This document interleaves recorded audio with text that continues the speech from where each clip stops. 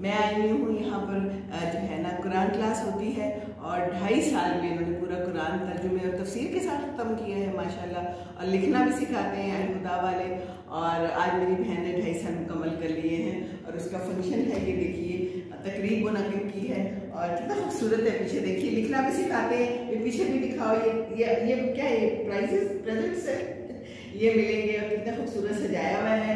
तो बहुत अच्छा लगा और दुआ कीजिए कि मैं भी इंशाल्लाह कर सकूं। अभी तो मैं आजकल अब्बू को देखती हूँ, मुझे बहन ने कहा था कि आप भी ज्वाइन करें, लेकिन मेरी 24 घंटे की ड्यूटी है, आप सबको पता है। अभी भी जो मैं ड्यूटी पे हूँ मैं उनको फ़ोन करके चेक कर रही हूँ।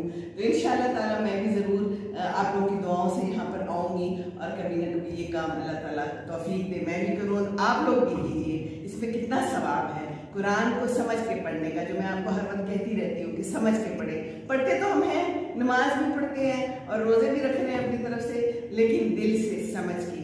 और बच्चों को भी तौफीक हो अल्लाह ताला कि वो भी आए, जिस उम्र में भी आपको तौफीक मिले आप आए। और देखिए कितना खूबसूरत है, और ये लिखा उन्होंने करीब से कितना प्यारा लिखा हुआ है। इसका तर्जुमा क्या लिखा हुआ है,